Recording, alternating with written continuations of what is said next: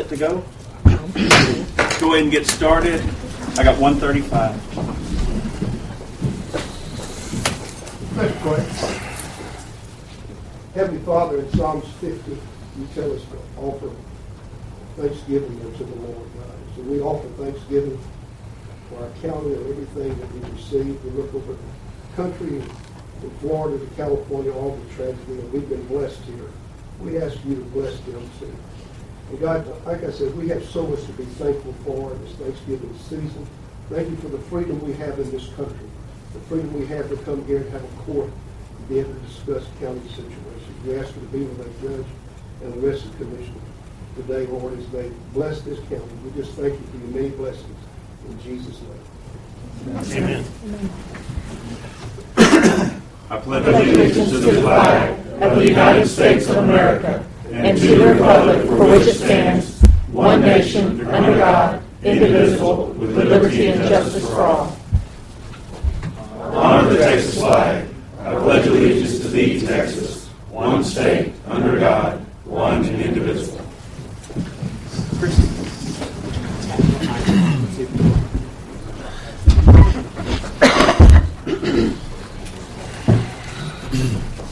Okay. Go ahead and start our court session with number 1, open court session for comments from court and citizens on items which may or may not need to be placed on the following week's agenda for consideration. Each person addressing the court may be limited to 3 minutes. Well, I'm going to go first. Yeah. I'm excited. I'm going to introduce Orange County Disaster Rebuild had wrote a grant for an employee through VISTA, which is through One Star Foundation, and was for a volunteer coordinator. And we were able to receive that grant. And so today I want to introduce you to the gentleman that actually took that position, and it's Julius Nolly. And so Julius Nolly is going to actually be dedicated to Orange County to bring in volunteers and organizations and work with outside agencies to bring them into our county to do work for our area, either through skilled labor, our church groups, or any of those organizations that are interested in working with Orange County Disaster Rebuild. He will actually reach out to that. So I just want to introduce you guys to him. So if you have any questions or if you know of any groups, he is your guy that you will call. And actually, he is going to be housed at the Expo Center. If you remember where Tetra Tech was at in the middle, right there in the waiting room, that's where his desk is going to be. So you can go and see him out there at any time. So he also has that same number that we used for the re-pickup, which was the 745-9809. So if you have any groups or organizations, give him a call and he'll be glad to set you up on some jobs that we already have lined up to start working on. So. Hazel Julius. Also, I want to give a report on the Taste of the Holidays. That was on November the 13th, and it was a huge success. Out of 400 tickets, we sold 367. And I just want to take a moment to kind of recognize our board, which is Lori is here. She's our secretary. Kimberly Steebig, she is she works with all our organizations, our chairs. We have Ida as our president and Russell Botley as our vice president and Dave Young as our treasurer. And I just want to give them thanks because they not only give a time out of their week twice a month, but also come and volunteer at every function that we have, and it's just volunteer. And so also, out of our committees, our fundraising committee. And so we have a chairperson, and that chairperson is James Scales. And if it wasn't for him, Taste of the Holidays wouldn't be as fantastic as it was. So I want to make sure he gets some recognition because he worked really hard. James has some leverage with the local restaurants too, doesn't he? So, he was very persuasive. And so then this past Saturday we had our Thanksgiving food distribution, and we were donated 300 turkeys with 5 hams, and we were able to bless 305 families with extras from the food bank. Southeast Texas Civilian Task Force also gave some of those things. So Orange County Disaster Rebuild organized that, and we had tons of volunteers out there giving out that, so I also want to thank that. So we have a great community, a lot of good things happening, and so stay tuned. A lot of rebuilds are going to start happening through our organization as well, so I just want to give our volunteers some props, so thank you. Thank you. Oh, But you can. Never seen someone angry at so elementary kids like you. well, I'm here to announce know. that KOGT Granger Chevrolet canned food drive is December 6th from 7 to 9 at Granger Chevrolet. And they benefit Salvation Army and Orange Christian Services with all the cans that they are brought. And those two organizations keep all of that local. So that's why I always like to be a participant of that. And I know that's why the sheriff is always helping me by being the best organization. When we drive in, they know we're there. So we have all the lights glaring and all the good equipment the sheriff has. And so we're excited about this year. I realize that I really want that trophy unusually bad, but I decided this year I'm getting a trophy. So y'all start rattling the sacks and the drawers that I want. I'll go out and purchase you a second buy place you a trophy. trophy. I know it's important to you, so I'll go ahead and get that Well, for you. last year I was third place because Bridge City, Oh. the Bridge City school districts have come into the tie now. But the sheriff and I have something up our sleeve that we think that we're going to come through and we are going to win a trophy this year. So, yeah, so we would like donations, and I'll be sending out emails to county employees, and I'll be coming to all the offices, so please let your folks know that I'm coming with my can and I want it full. Thank you very much. Any of y'all want to play? Or would y'all like to come to my office with a big check? I will come to your office. Thank you. With cases of And I green will beans. say that Judge Crooks was the first one to donate today, so thank you, Judge Crooks. I didn't have to bend your arm too tight. Sound like some insider information there. I don't Yeah, I know. think there's insider trading or something about that new ahead of time. Anyone else? Anything from the ESD? Sure. Glad you're here. Commissioner? No, good. Well, I'd just like to take this opportunity to wish everybody a happy Thanksgiving. This is, of course, Thanksgiving week, and we do have so much to be thankful for. So pause, really remember those things, the blessings that we have. We are so blessed to be in a great community and have a lot of things. And as an example of what we've heard today, canned food drive, what we did out at the expo, there's a lot of great things happening here. And so let's just acknowledge those things, be aware of them in personal life where you had those blessings. The other thing, I got several phone calls last week. Want to know why is the CDC here, Center for Disease Control? Y'all may have noticed that we have some trailers parked at Baptist Hospital parking lot. They actually knocked on my door to do a survey, and I was like, well, you're only surveying overweight people? I didn't know how I qualified for that. But they assured me it was random. But they're doing a National Health and Nutrition Examination Survey.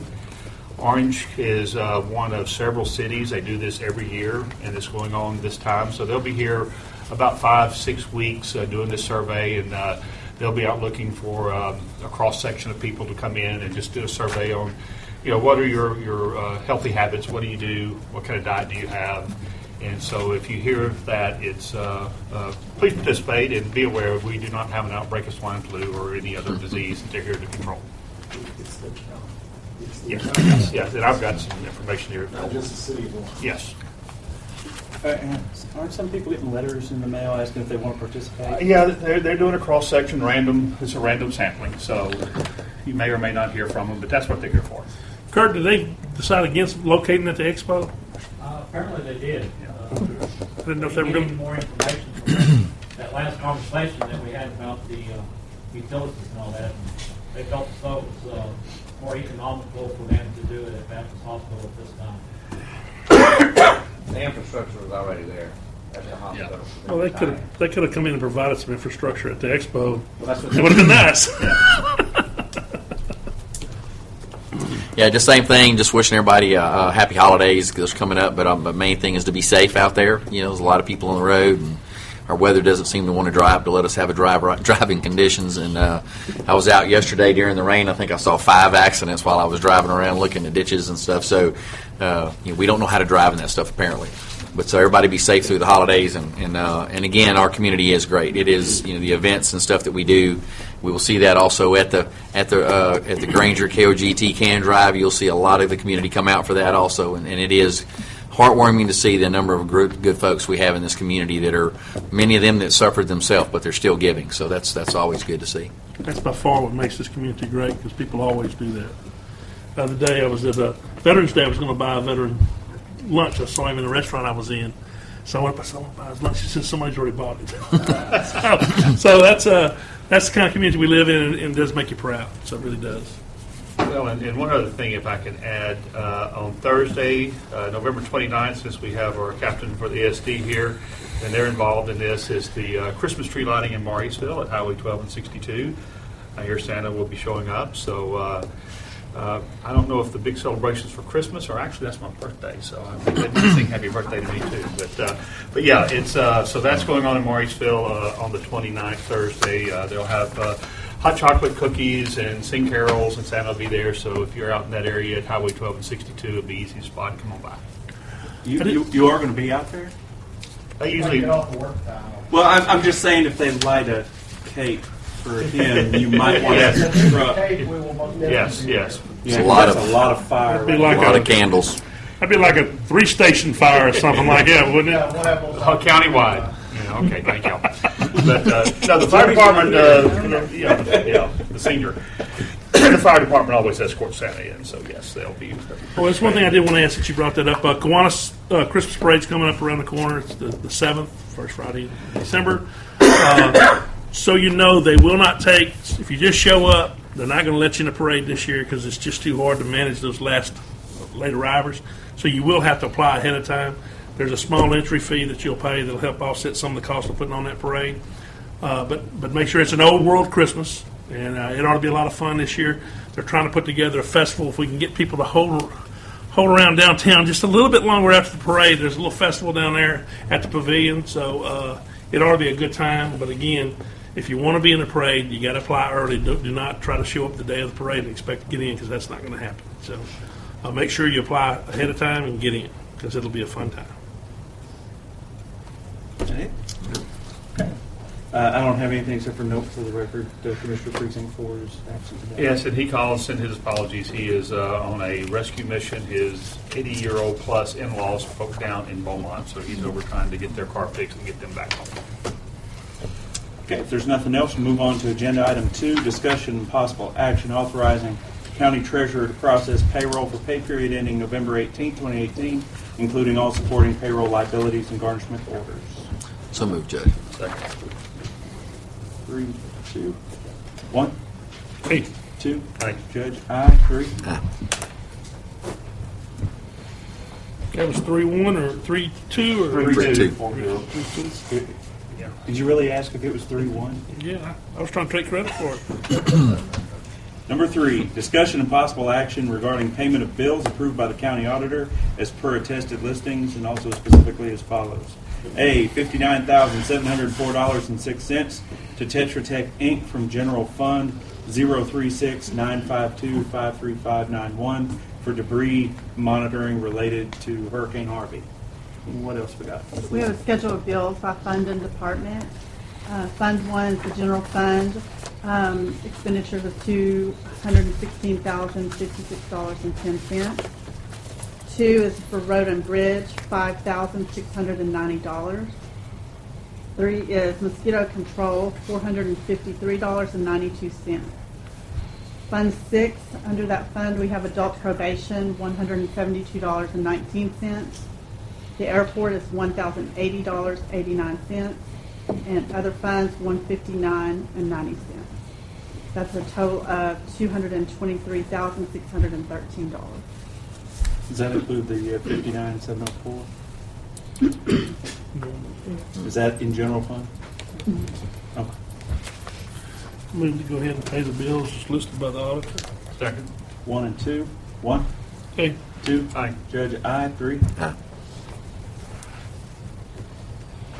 Number 4, discussion and possible action regarding receiving county auditor's monthly financial report for fiscal year to date through October 31st, 2018. Leave y'all a handout on that.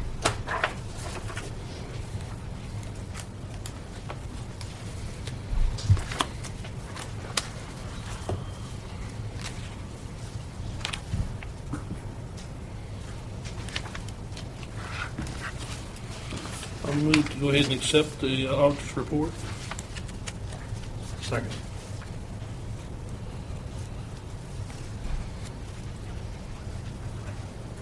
One and two, you still reviewing? Yeah, I'm good. I saw what I needed. Yeah, I was just looking for something specific.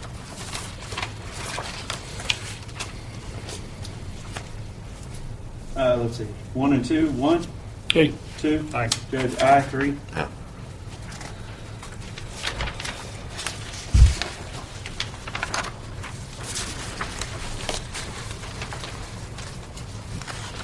Number 5, discussion and possible action authorizing county purchasing agent to advertise for proposals for a forensic audit for Orange County. Action will also include allowing the existing committee to review and score the RFP. This is going to be the outside audit committee. A report from that, just to let y'all know what this is. During the course of our deliberations and discussing this amongst the committee, the difference between an outside audit and a forensic audit, there are many. One of them is the outside audit basically looks at the levers, how we're handling the financial information, whereas a forensic audit can actually follow it all the way to the money, to where it all ends up. Given some discrepancies in some of the things that we've had over the past year or so, given the fact that we have a fairly new auditor, a new judge, a new legal advisor, a whole bunch of new people, the consensus in general was we probably need to go ahead and go forward with a forensic audit.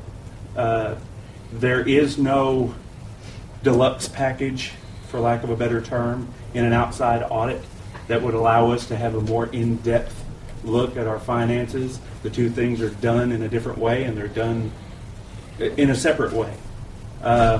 We need to look at proposals because a forensic audit can be very in-depth, very encompassing, all the way to targeting specific line items and specific issues. I'm sorry, not line items, fund items. So what we need to do in our committee, what we're looking at for the Commissioner's Court to review is specifically what we want to get into. We're probably going to aim high, and then if the proposals that come back are too expensive, we may have to tone it down a bit to get it to be something a little more affordable. But there are certain specific funds that we're going to want to probably go back a few years and take a look at. To do any of this, we need to bring information to the Commissioner's Court, and to do that, we have to go out for proposals so we can give y'all some idea what the prices are going to be.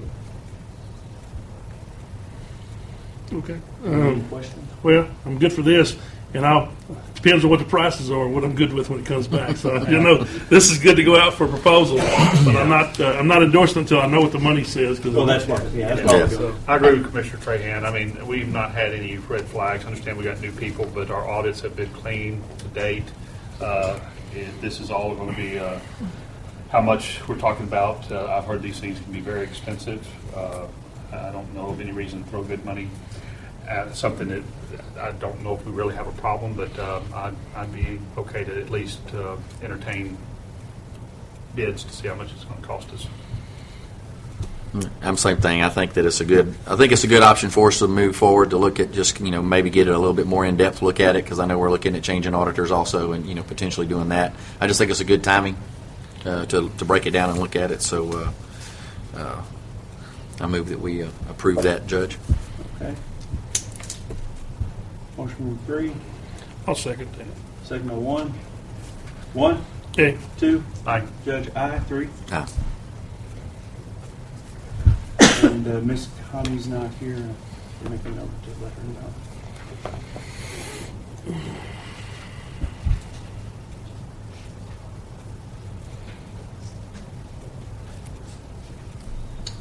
Number 6, discussion and possible action regarding entering into an agreement for professional services with the Beach Architectural Group Incorporated regarding repairs to the stonework on the front elevation of the county courthouse. Discussion will include consideration of whether construction work contemplated in LaBeach's proposed scope of work will be subcontracted by LaBeach or secured through a bid proposal process by the county following the preparation of specs by LaBeach. This has actually come up before, just for the record. We wanted to make sure that our legal advisor had time to look over the rather lengthy contract, and she has. So we're back to looking at this again, see if we can't start getting this moving. And I just want to clarify, yes, I've had a chance to look at it, entered into some negotiations on the contract language with LaBeach, and what was provided to you guys in the last round is the final version that has some changes. If you want to talk about those specific changes, I can talk about those. There's only 4 or 5 little changes in there. One of the items, or one of the statements here in the agenda item, is that we will discuss whether LaBeach will subcontract or we will. And the contract itself actually makes clear LaBeach is not licensed to subcontract. So they will cooperate with us, but we will ultimately be going out for the RFPs to do that, to obtain that contractor. And LaBeach will work with them throughout the process, but at all times they will be a contractor directly of Orange County. Okay. Any questions? Yeah, I talked to Commissioner Crump, and he said, because there's some things we discussed, and he seems to have his concerns were addressed with the changes you made. So if you have nothing else. I talked to him today, and he did have some concerns, but after I talked to him about my conversations with Don LaBeach, he was satisfied and said that he didn't see any reason to hold this up just because he couldn't be here today. It sounds like they just have a boilerplate and did a cut and paste, and there's some things in there that we don't need that they use as standard. So one of the things was the reimbursable expenses. There are some, and this is a boilerplate contract that is not even LaBeach's contract. It's the, I don't know what AIA stands for. It's the American architectural. Institute of Architects, I Okay. believe. So that's their big boilerplate contract. There are some reimbursable expenses listed in there that would be extra on top of the $220 that was quoted as the overall price for the project. But none of those, well, most of those will have nothing to do with us. One was the site office, and that I asked specifically Don LaBeach about that, and he said that's not applicable to this contract. But any expense that they do incur over and above what is already detailed in this 200, they have to come to us for the county for approval before they do anything. Yeah. And if I understand correctly, this 220 is a basic idea of what they think it'll cost, but this isn't their cost. That's right. Their cost is? The 20 is their cost for the architectural services. They estimate that the project itself will cost $150,000, and then there's a $50,000 contingency built into that.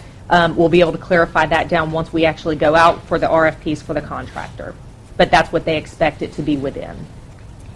And I would note for the record again that this company works with a whole lot of these restoration projects. They're very experienced in it, and they can give us a scope of work if we hire them that is very detailed so that we know exactly what we're getting into. And I think Kurt's already worked on making sure the scaffolding hold people.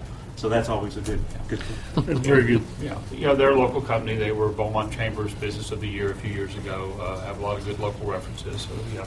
They do this kind of work on the Jefferson County Courthouse as well. And they not only assist in the project itself, but they will work with helping us put together the RFP and even weighting the scoring of the RFP.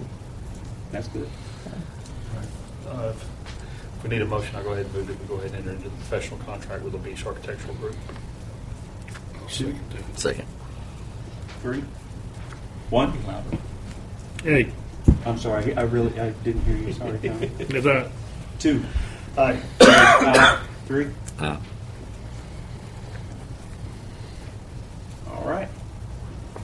We can go ahead and get that started. Number 7, discussion and possible action concerning issuing a resolution supporting the City of Vidor in their endeavor of requesting the General Land Office to remove the requirement to choose either buyout or acquisition or the acquisition program but not both, for the Hurricane Harvey Recovery Fund. Is that how we wanted it worded? Okay. Everybody's aware of We're what aware of it out out here. Mayor, I'll would make you the like to? motion. Oh. Unless he wants to just talk some more. You want to talk some more? Robert? I was talking again if you want me to. You already said it a couple times, but if you want to say it for the record again, you can. I think Mr. Garza's going to interview me after court, so that's. Okay. I'll make the motion. Second. 1 and 2. 1. Oh. I'm sorry. Can we clarify? There was a little bit of confusion on this. I read through everything that was submitted by Vider, and I'm perfectly comfortable with it. The question was going to be, because the wording of this is concerning issuing a resolution. There's not actually been a resolution drafted. Well, that's what that was getting ready to be my comment. Part of it was, do we have a resolution? No, there has been no resolution drafted. I was not asked to draft Okay. one. What Commissioner Crump instructed me was that he thought that the court might just do a simple vote in support of, or if in discussion the court wanted a resolution, that you guys would determine whether you wanted an official written resolution and for that to be drafted. Yeah, and I think that for us to have the approval, we need to have that. I mean, because otherwise we're Yeah.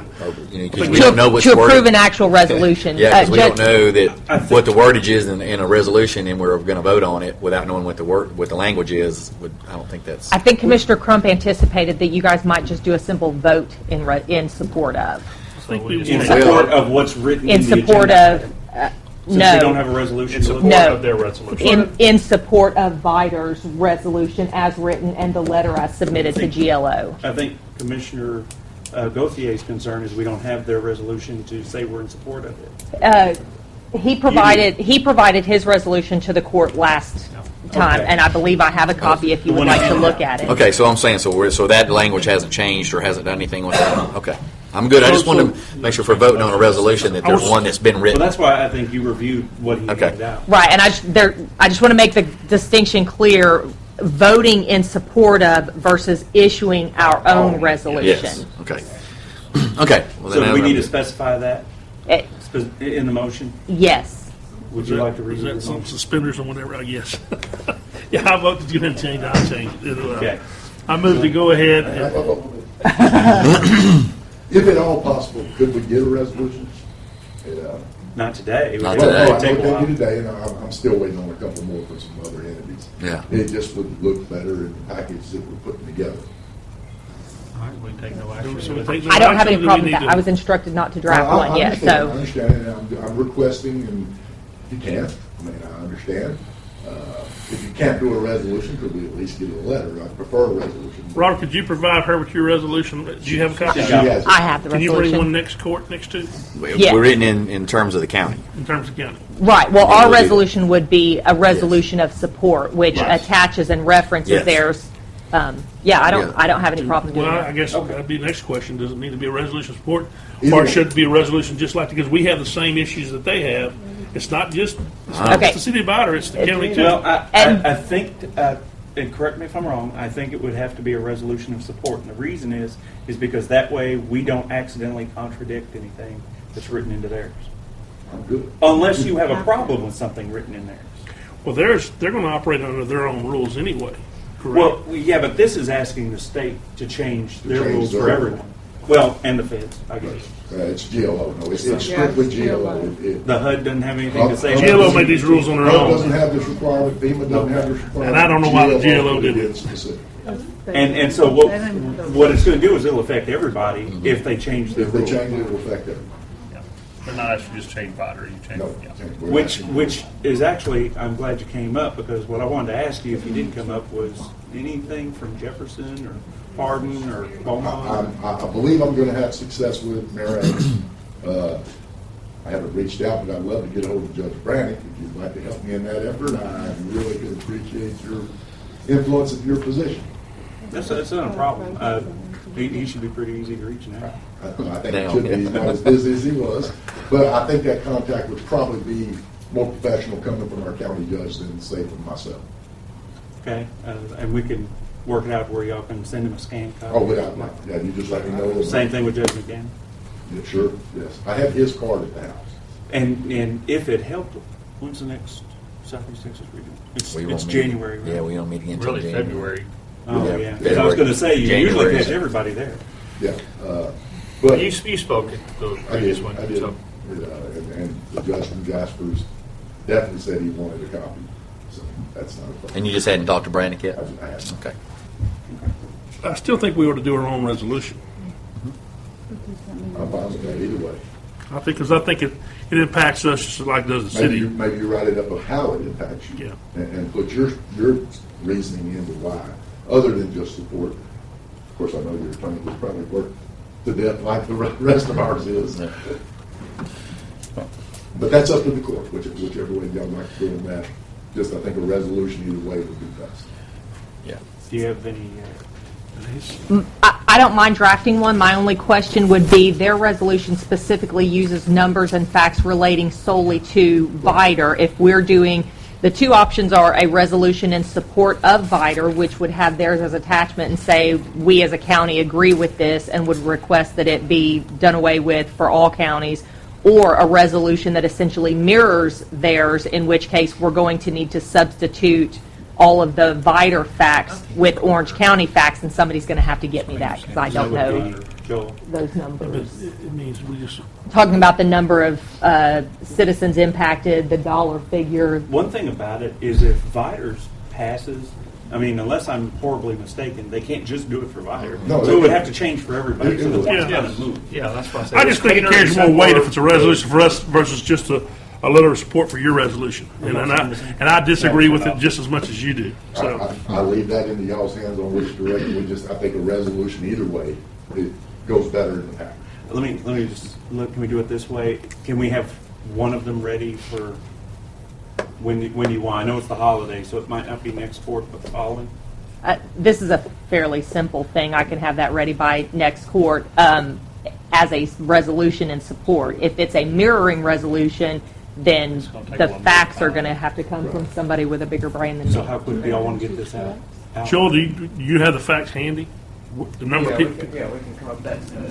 And I don't know if it impacts it or how much it impacts it, but we do have a November 30th deadline to let the GLO know. We do. Yeah, so sooner the better.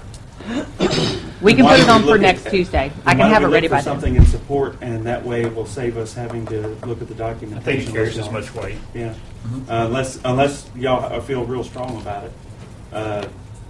Resolution in support, then we don't have to necessarily try to hunt up all those figures before then. And again, if they change it for one, they'll change it for all. So. Well, we know how many homes are involved.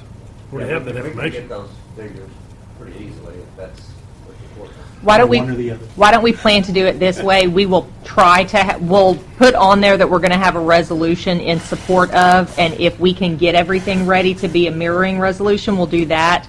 As a fallback, I will have just a simple resolution in support with the attachment That sounds as a fallback.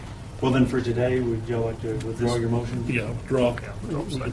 Table it for next week. Thank you. Thank you.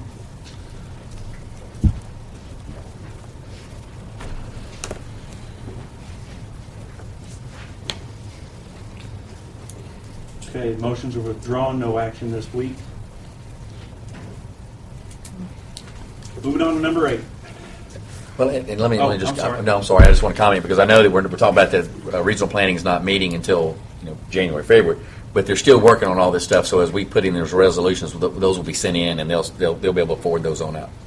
So, because that process will still take place, it's just our board won't meet for, till January, so Okay.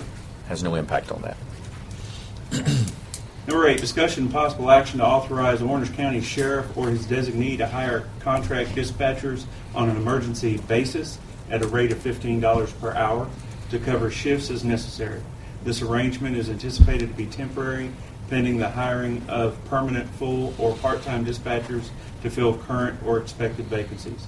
The cost will be paid from the Contracted Services and Maintenance Fund, 001-740-54130. Judge Commissioner, what we're trying to do is just prepare. We already have one dispatcher that's left. As of last week, we had 2 that were left. It put us in a real critical situation. We were trying to set ourselves up to have something in place to be able to hire some outside certified dispatchers from other agencies within Orange County. In order to do that, we had to pay them. So resulting from a meeting that we had last week with several department heads on how to do this, I think it was determined this was the best way to do it, was move money out of regular salaries into contracted services and maintenance. If the need comes up to where we have to have to hire, not hire, but to have a dispatcher come in and work on a as needed basis. That's basically what this is. So if you're talking about contracted dispatcher from another location somewhere, is that what Yes. you- okay. Yes, it'd be contracted, it'd be another certified dispatcher, which they have to be anyway, to come from another agency. We have the same agreement with our dispatchers that work for another city in Orange County. Same kind of agreement, the same amount of pay and everything, where our dispatchers work extra to help them out on vacation, or if anything, happens to work, takes a dispatcher out for an extended period of time. So these be individuals that you couldn't hire permanently, full-time. They're working somewhere else, so just They're contract. working somewhere else. More than likely, it won't turn into a permanent full-time, because most of them are where they're at, and they've got a years of service there, but they're willing to come over and work on their days off to be able to help us in the bind, just like we've done them before. Denise, would this be, if we vote on an affirmative on this today, would this be something that would allow the sheriff or in the future sheriffs to be able to enter into these contracts if they get into a bind without having to go through this first? Yes. As long as the structure was generally the same. If you were going to try a different structure, for example, not using them as a contract labor, that would be different. But as long as the same structure is used, this would authorize you to do that. Pay rate as well? Yes. So at least for the foreseeable future, if you need to do this, if something else were to happen down the road, you'd still be authorized to do it. Yeah, that's what we were trying to do, is just get something in place now in case that need arises. We won't be scrambling trying to figure out how we're going to do it. So that's what this was for. I know we'll have it on the record for today. Do you want to have it in writing somewhere? I don't think that's necessary at this point, but if the court would like it, we certainly could. Well, as long as y'all know down there, I guess. Yeah, I think. We don't have anything in writing per se with the other agency that we help, but if that's. No, I meant in writing at the sheriff's department so that at a future date, somebody else knows what this vote was about and they can utilize it again. Oh. Not necessarily in writing for an interlocal or anything. Yeah. We'll have a record in our court minutes, so I'll go ahead and make that motion. Second. 1 and 2. 1, Okay. 2. Aye. Judge, aye. 3. Aye. Okay. Number 9, discussion and possible action approving line item transfer in Sheriff's Office from 001-740-51110, regular salaries, amount of $10,000, to 001-740-54130, contracted services and maintenance, amount of $10,000. Purpose is to provide funds for other agencies' dispatchers to fill in as dispatchers at the Sheriff's Office only on an as-needed basis. As says, we're currently down 2 dispatchers. I believe, is it still 2 or is it? No, sir, at the time of this writing, we were down one. One of them has withdrawn their resignation and decided they want to stay where they're at. So we're down 1 dispatcher. Then first, for the record, we will correct the agenda. We are currently down 1 dispatcher. And secondly, do you want to keep the amount the same or do you want to lower it? Since your salaries, of course, went back up and now the contract will be down. We'd like to just keep it the same. That's fine. So moved, Judge. Second. 3 and 1. 1, Okay. 2. Aye. Judge, aye. 3. Aye. 10, discussion and possible action regarding the certification of the October 2018 collection report for the tax office as required under PTC 3110.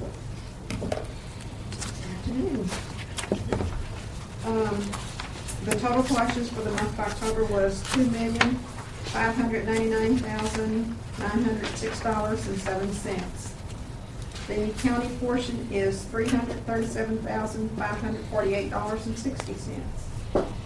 The year-to-date collection for the month of October is 58%. And the reason it is down is because For the month of October, we were shut down for about 3 weeks. We didn't do any collections. We collected, but we weren't allowed to post because we weren't allowed to get onto the system. And so we are posting now, so we should be back up to our 97%. We do this every October because that's when we're ending the year and putting the new tax rolls on.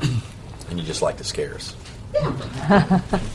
I'd like to point out that paying taxes today, there was no lines, there was no waiting. It was very fast, courteous, and efficient. No reason to wait till January. There's never no way. See what I'm saying? That money in there. Okay. Anything else? So moved. Second. 3 and 2. 1, Hey, 2. Aye. Judge, aye. 3. Number 11, discussion and possible action on a bid submitted on the following trust property. Account number 008094-003663. Case number A00026-T. And location is 755 Railroad in Vidor. I believe the bid amount was $3,240. Yes, sir, it was. I recommend that we go ahead and accept this bid, because the sooner we can get this out to them, the sooner they're going to pay the 2018 taxes. Is it a lot or is it a structure? It's a lot. apparently the structure was The structure was destroyed. torn down. Mhm. So moved. 2, Second. 1. Any questions? Nope, I'm good. I'm just looking at it on the. Hey, 2. Aye. Judge, aye. 3. What was it? Who made the motion? what's this? 2 and 1. I was just looking at it on my phone to see it was a lie. Number 12, discussion and possible action regarding accepting CDBG funds as allocated by the General Land Office and informing them of same. Judge, Commissioners, this is for the November 30th deadline that comes in. And also I spoke with Denise prior to this, and she feels like it's broad enough under that. Pinehurst sent a letter requesting a 6-month extension, and he sent that out to several other entities, which again, Denise thinks is broad enough to add that in there if that's the way the court would like to go. It would, theirs was accepted pretty quickly. It would buy us some more time to come up with a plan for this funding and to get more of the, I asked Commissioner Gauthier earlier if he knew the answer to one of these questions about that money. He didn't. Apparently nobody else does either, including the GLO. So they're still trying to work some of these, these issues out. We made a phone call trying to figure it out, and there's still some gray area around it, so hopefully we'll find something out. So we can Figure out the rules when the game's over. I think we're interested in the funding. Oh, yeah. Yes, Yeah. absolutely. Oh, yeah. But if we can go ahead and get the court's approval, and then we'll send that letter to try to get an extension on that before we answer. So, Great. Yes. Second. 1 and 2. 1. I'm sorry, what was the motion that you're voting on? The motion. The motion is to notify the GLO that we are accepting the CDBG funds. I think what we're, okay, and I think what we're asking for is to request an extension in lieu of accepting at this time. Well, Am I misunderstanding that? yes, or if there's a way that we can say, okay, the court can say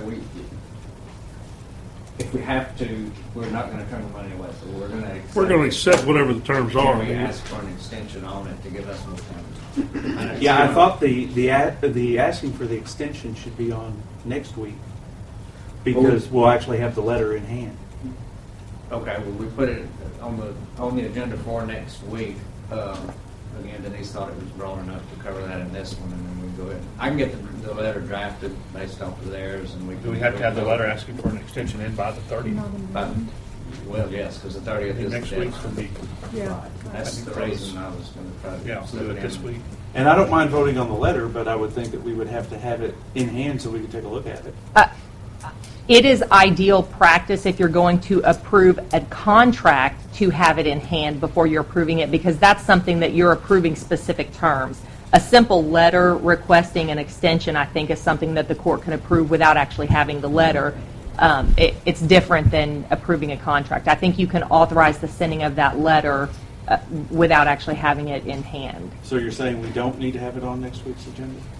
Not if you approve the sending of the letter today, which I think this agenda item is broad enough to encompass because it's related to the acceptance of the funds. So do they need to say that, though, in their motion? If the motion is to accept the CBDG funds as allocated by the General Land Office with a letter requesting an extension of the same? Yes, which is why I asked exactly what motion you guys were That's what I'm voting saying. on. I So- want to make sure that that's So clear. it sounds Well, nobody expressed an actual motion. so to move to authorize Joel to request a 6-month extension and to accept the CDBG funds. Is that good? Yes. As current There we date, go. if not, the extension is not accepted. Yes. Okay. And are you seconding that motion? Aye. Okay, so we have 1 and 2 again. 1, Hey, 2, Judge, I, 3. Okay, glad that's over. 13, discussion and possible action on allowing homeowners to purchase the temporary housing units issued by FEMA through the General Land Office, with the exception of units located within the special flood hazard area as allowed by their program. Would we amend that to, obviously they can purchase it even if they're in a special flood zone, they just can't put it there. No, They they can't. cannot purchase it in the special flood hazard area. That's not our rule, that's the GLO. I understand that, but I thought we talked about this and we said, yeah, as long as they don't put it there, they can sell it at the lake or wherever they want it. If the way it was explained to me by the GLO, if they want to purchase, if they're in the special flood hazard area and they want to purchase the temporary housing unit that they are currently occupying, they cannot do it on that property. It Right, has they to have be to- moved to an auction they have to yard move it They have to first. move it. They can buy it from the auction yard. so Okay. Yeah. They will not, they're not selling them to they'll have to return it before they can buy it. Right. Yes. Make sure it gets out there. Okay, so they're not precluded from purchasing the one they were in, they just have a different procedure to go through Yes. to get it. Well, yes, correct. Well, I don't want folks thinking, well, So they shoot, don't I purchase can't it go and down. never move it. And this does not include incorporated areas within the county. Cities have their own rules. Well, the cities do have their own rules, but their rules supersede any of that. But they are asking the county to make the decision, basically. Well, So and this I is think, decision for, I'm sorry, decision only for the unincorporated area, right? Because I know some cities have already voted on this in city councils. to Right, do- their ordinances supersede anything Right, that. okay. Now, what about county ordinances? I mean, these temporary housing, would they qualify with what we have to be permanent structures, to somebody to actually live in long-term? If they are above whatever, well, they can't buy them in the special flood hazard area, so yeah, if they meet that, then they will. and that's why whenever I talked to Joel about this last week, that we were to put that on there so that we could clarify that we were approving the purchase of it within ours, but also that each city would be allowed to do their own set of guidelines, just like they always have, based Yeah, off this of doesn't have any infrastructure. effect on that Okay. whatsoever. This- But we just need that to be said. It was in in a the public past, forum. that was the practice. The last time we had temporary housing units in the county, they did, they were allowed, the court voted to allow them purchasing if they so chose. They did also at that point sell them to people in the special flood hazard area, which became a huge issue. Which for is why all they- those jurisdictions. Yeah, which is when I checked with regional planning last week. That's why they disallowed it this That's why time, they disallowed because they didn't want it to be stuck. So I make the motion that we approve. Hold on a second. Oh, I'm sorry. I have a question for you. So just so I understand this, because I believe we had this conversation, maybe I'm dreaming it, but they are requiring the county to make the decision for the county. And then the cities can choose to tell them, look, we don't care what you buy, but it can't be in our city. Correct. So if somebody is in an incorporated city in this county, they can still choose to purchase these FEMA trailers. Now, a city may have an ordinance against them keeping that trailer in the city. I just wanted to be clear because I thought we were asking that a different way a second ago. And if I'm not mistaken, I certainly don't want to speak on their behalf, but I think West Orange has already sent letters out asking them. Yeah. I was at the meeting when they did that. Yeah. The deadline's not even up yet, and they're moving I there think down was, now. they were asking, FEMA, I think, asked for an extension, and they voted it down. We do not want to extend it. When it runs out, it runs out. Which I think is in February, but they've Well, they already said, sent the yeah, there's letters only out. 3 on letter.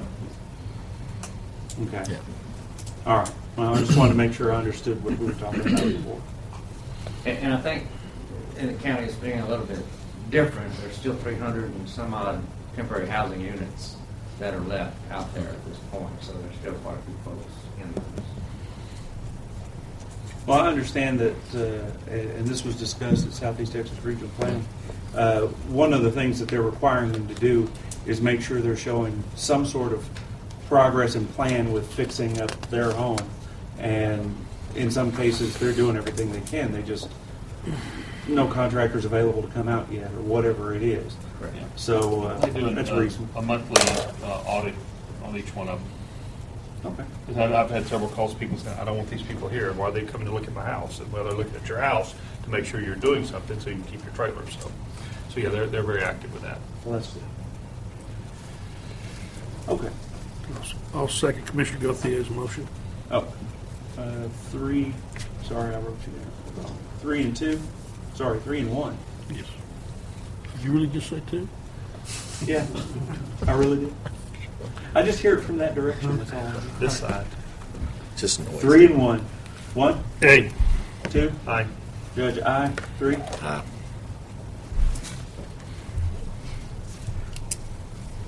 Okay, moving on. 14, discussion and possible action on approving a revised interlocal agreement between Orange County and the cities of Orange, West Orange, Pinehurst, Bridge City, Vidor, Rose City, and Pine Forest on a joint procurement of pre-disaster and/or monitoring contract. The proposed agreement contains 2 minor revisions, but is otherwise substantively identical to the agreement approved by the court on September 11, 2018. Which was agenda item number 16. Judge Commissioners, this is the MOU that we sent out, or the interlocal agreement we sent out to all the cities about the joint procurement of pre-disaster contract. And some of the language was slightly changed to more protected the city. Didn't affect us as a county in any way, shape, or form. Did they? They did. The revisions were by the cities were in order to protect their ability to go out independently of the joint procurement and get additional contractors to do any work that they saw fit. It doesn't change any obligations or benefits to the county. My only concern is it was this time is cash flow becomes an issue. And so This is just what we're doing with this interlocal, is going out as a group, which FEMA encourages, to get this joint, if you will, contract. That doesn't tie us to anything or the cities to anything at this point. It can work As with far as- what you're worried about. as far or as payments not. level. Right. Just- all right. So moved.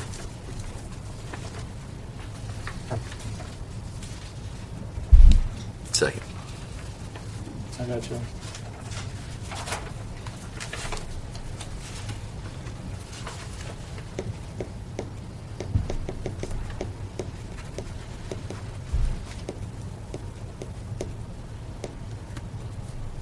And with this being done, then we will, when everyone else is back on board and sign it once more, then we'll go out for the RFP.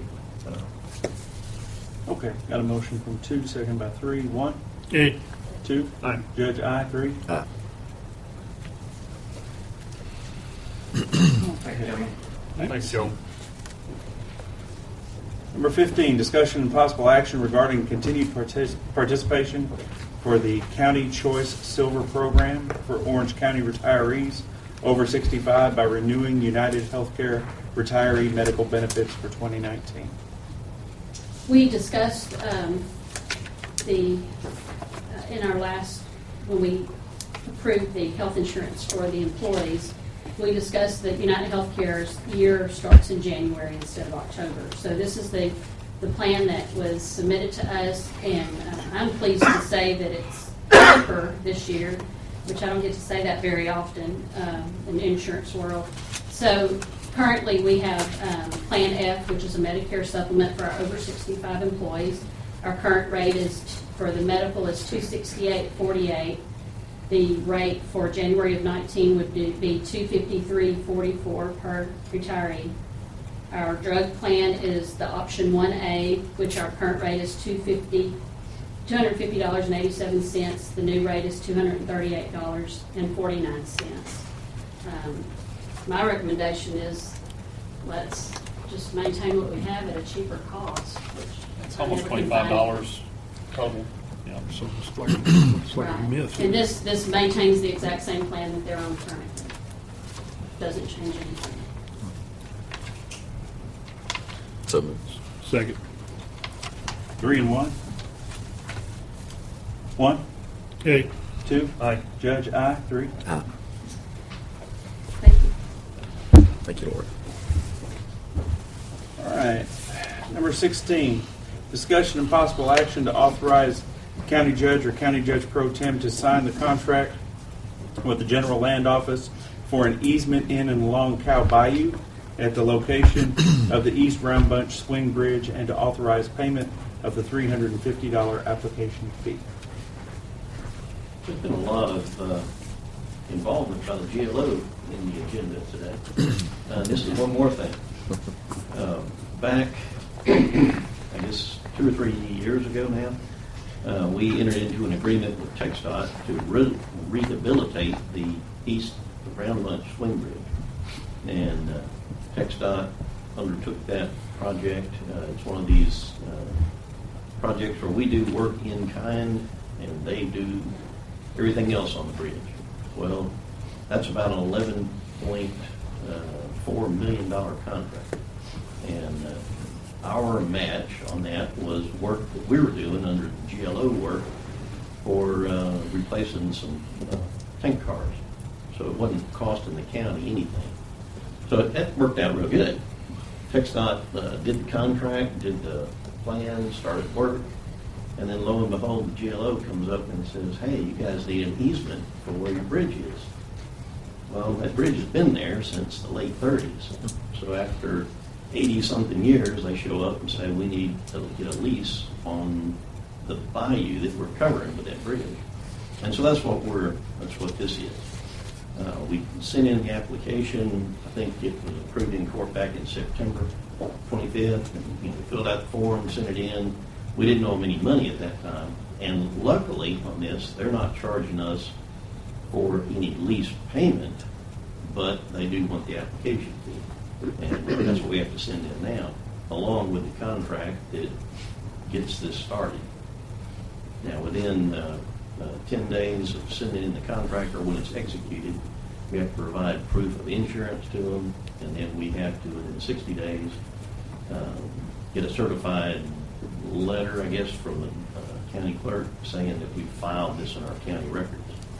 So that's where we are right now. What type of insurance? Proof of insurance for what? Well, and that's for, just to protect them in the event that our bridge causes damage to somebody. So it's just a contract to make sure they're not held liable for anything. So we had an operator's house on that bridge for more than 10 years, didn't we? Oh, yeah. It seemed like we got squatters' rights after a certain period of time. Well, at least they're not asking for back lease payments. Yeah. We own it now, right? Currently, there's at least one other place, and probably 2, where we have an agreement like this with them. Bluebird Fish Camp. I don't know if y'all remember, but every so often they send us an invoice for leasing that little bit of the frontage there of the bayou. And this is the same thing. It's just that it's a newer development. It was new to us. It's definitely new to TxDOT. They didn't think they had any issues there either.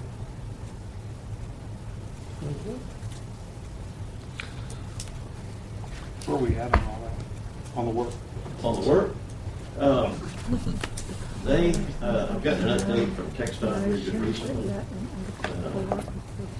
Like I said, the contract started out at 11.399 million, and they are roughly 78% finished.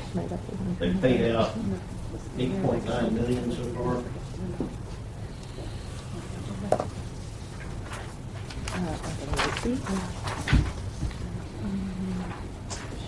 They are behind schedule because they use 91% of the time in the setup of this contract.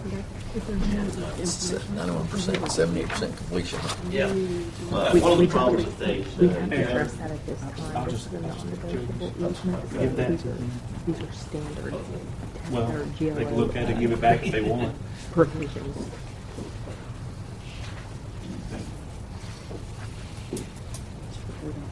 Well, Dan was asking about it earlier. The project, involved taking and basically replacing everything that's concrete out there with new stuff, new operator's house. But the bridge itself we had to keep because it was potentially historic. Anything over 50 years old has to be treated as potentially historic, and that is, possibly has some historic value. So what we did was get the bridge taken off the span, put on a ship, taken and worked on, and renovated. So when we get it back, it'll be the same look as it was, and a lot of the beams and all are the same, but it'll be operational, it'll be in good shape. Hopefully it'll last us another 80 years. But it's, they ran into a snag when they did the work because a lot of those parts weren't able to be manufactured here locally. So my understanding at this point is they have all the pieces, they've been remanufactured. The bridge itself is down in Channelview being reassembled and galvanized and put together. And then they'll float it back up here and put it back in on the span. The new estimate is that they'll get the road open to traffic mid-February, and then they'll have some wrap-up things they'll have to do that they can do while the bridge is open. So right now, mid-February, get the bridge back open to traffic, and then complete the job probably sometime around mid-February.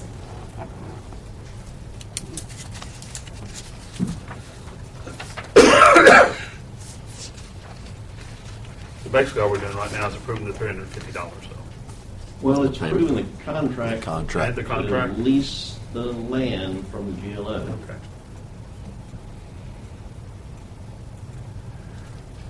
To sign the contract, yeah.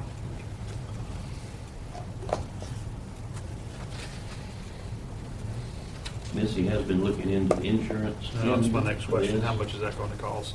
Well, it's everything runs into one of those little snafu, everything's kind of messed up. The verbiage in the contract from the GLO asked for us to have them named as insured so that they're not liable in the event of any kind of claim against them. Well, Missy has got in contact with the tax people that deal with insurance, and they're saying, well, we can give you a certificate of insurance naming the county's covered, but we can't name another entity if they're not a political subdivision. And they're saying that the general land office doesn't qualify as being a political subdivision. So we're going to have to get that little issue worked out before we can move forward. I tried to contact the person at the GLO about that, see, because this contract really is sort of a thing they would use if a pipeline wanted to put a pipeline under the bayou, or somebody wanted to, build a pier or something out there. It's really not set up for a governmental agency. And so we've got to get that straightened out. Surely we can't be the only one with this kind of issue. This is a relatively new thing. It's the first time TxDOT's known that we had to do that. Clark, Section 8.02 allows for the county to provide financial documentation as an option in lieu of the required policy. Have you talked to them about whether or not the financial documentation alone would be sufficient? I haven't been able to get in touch with the person I'm trying to reach there, the leasing agent for the GLO. I guess holidays or whatever you call them. That might be an option. I mean, that's definitely an option. I mean, contractually, it's an option. We need to know, I guess, whether it's feasible as far as, I don't know if it's within their discretion. The contract itself doesn't really make clear. Right. I do have a certificate that I got from TAC that maybe we can send it to them and ask them, is this going to be good enough? But I haven't got an answer yet from them. So what I'd like to do, is get y'all, we're going to have to do it. It's just a matter of, we don't want to send it back to them until we can get the insurance part straightened out.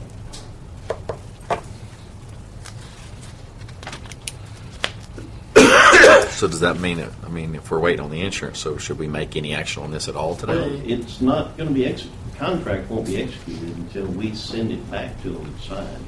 The way this would work is the judge, when authorized, will sign 2 originals. We'll send both of them back to the GLO. The GLO will sign both of them, and they'll send one of them back to us, and then we'll record that at the county clerk's office. So until we actually go through that process, the contract isn't executed. And what we can do, or what my recommendation would be, was go ahead and sign it, just don't mail it to them until we get the insurance thing straight. Because we're going to have to do that. It's just a matter of what route we're going to take with the insurance. And then it may happen today if this Glenn Rosenbaum, if I can make contact with him and show him what TAC has given us.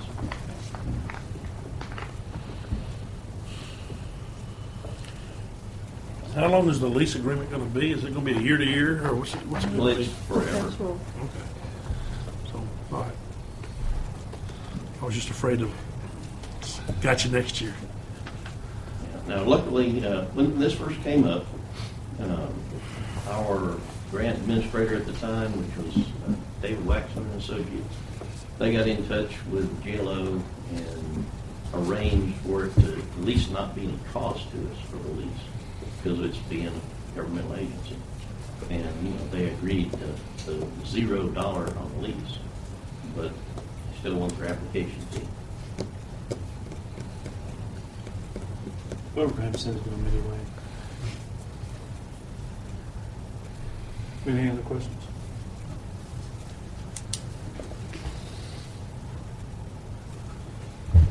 Yeah, I was just, like I said, I'm still kind of concerned about how we can authorize something without knowing our insurance costs are. Because you're talking about just signing it and holding it until we get an insurance cost, which to me is, why wouldn't we just wait? Well, as a practical matter, there's not really any option to not. We can't say, the insurance is too much, we're not going to do this easement. We're already in this project. We're required by the GLO to get this easement. Yeah. I love finding that stuff after the fact like that. So the option would be to be able to provide documents regarding financial capacity. Right, but that's an option that's already within the document, and they're going to look into whether that's our discretion or theirs. Okay. I'm not saying that we can't hold it until we know for certain, but the reality is we're required to do this. Well, I understand that. I would like, I said, it'd be clear. It'd be nice if they were clear on whether we had to have the insurance or the other documentation of financial security. It seems like we could have. Okay. Yeah, because we have to do it. So, all right. So move. Second. 3 and 2? 1? Okay. 2? Aye. Judge, aye. 3? Aye. 17. Discussion and possible action by the court to approve the division of a 27.914 acre tract in 4 smaller tracts. This property is located in Precinct 2 along Bland Road. Access to the tracts will be along an existing private road. The property owner has established a 50-foot easement for the installation of utilities and possible future roadway paid for by the property owners. The property is located within the City of Orange ETJ and has been approved by both the city and the Orange County Drainage District. This is a issue with the property owner dividing 27.9 acres up into 4 smaller pieces. They intend for this road to be private. It's on the plat as a private road. I had convinced them that they ought to at least put a 50-foot easement on here so that in the event that in the future somehow they decided they wanted to quit taking care of this private road and put money together and build a road, then we'd be able to accept it. We've have had instances in the past where people haven't done that, and then somebody builds something right up close to the road and makes it impractical later to add a road into it. So they tried to go through all these things to make it easy on us if in the future we ever do decide to take it over.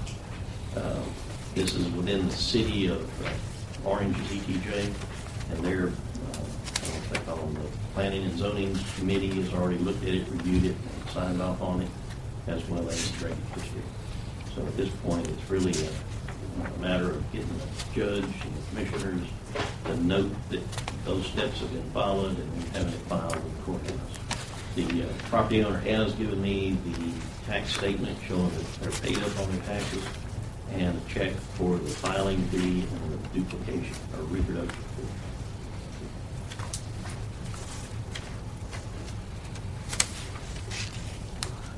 So moved. So Stephen? No, this is right next to where his house is. Yeah, I thought This he is, owned that.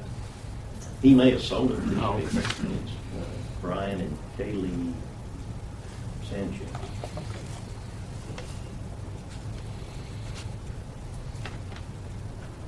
Commissioner Trahan, you have anything? Saw you looking through your stuff. Yeah, I'm just looking to see, make sure I understand the layout of it. There's an existing road that they just, drew up an easement to follow the existing road. This is off of 1442 north of the interstate, about a mile and a half. Does, so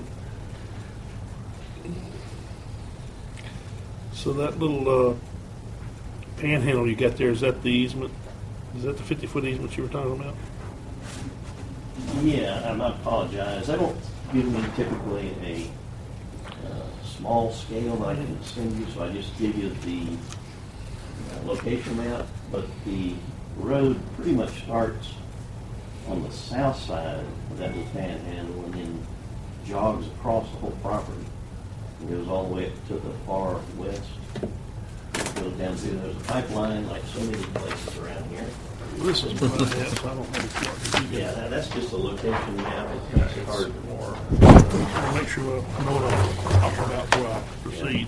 This is the road easement comes up here like that. Oh, yeah, you I have a hard time describing that with a paragraph. Yeah. Okay.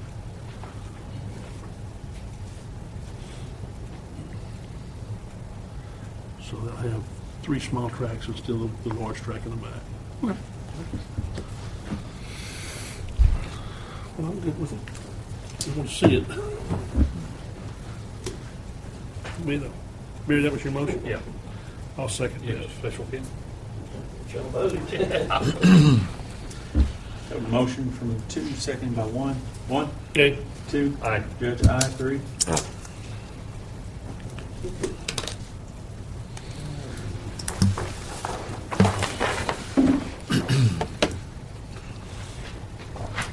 Number 18, discussion and possible action to approve the purchase of one 2000 Ford van from the Orange County Jail. The van was purchased with the Orange County Jail commissary funds, and the bill of sale will transfer title to Orange County.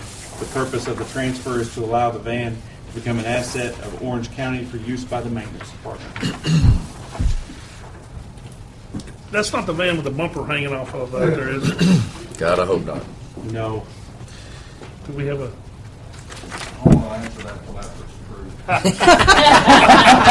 You can pick which van, So right? so it could potentially be, there's not a serial number here. There's, Okay. Do we have a story on that, anybody? No, not right now, we don't. No, we don't. nope. It kind of caught my eye, laid on the ground and all. Okay. Sheriff? The van You want to talk about big black van with the? Well, the van was originally bought with commissary money several years back, and it was trying to figure out. Got nothing You need a special pen back. A separate account or a separate budget, so to speak, and we're trying to figure out how to way to be able to transfer it into the regular county budget. And I think Denise and Tommy had gotten together and come up with this on how to do it. So everything is kosher. We're very restricted on commissary funds on what we can and can't do.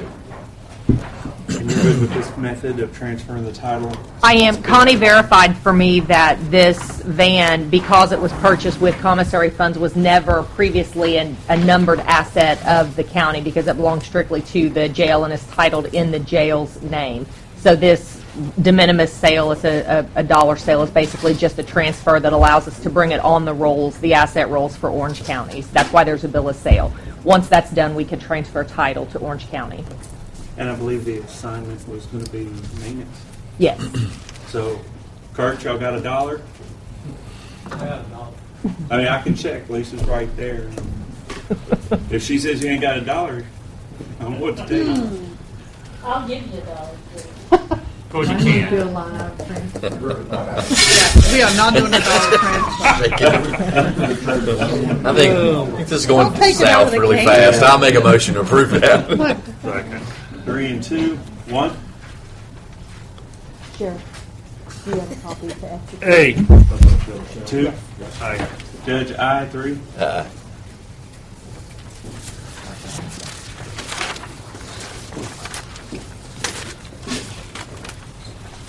so Sheriff, is that your bumper or not? Now we voted on it.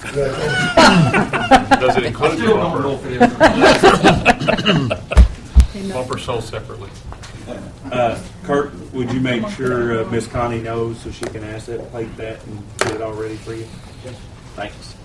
19, closed meeting held pursuant to Texas Government Code 551.071 to discuss with Assistant County Attorney matters regarding pending or threatened litigation.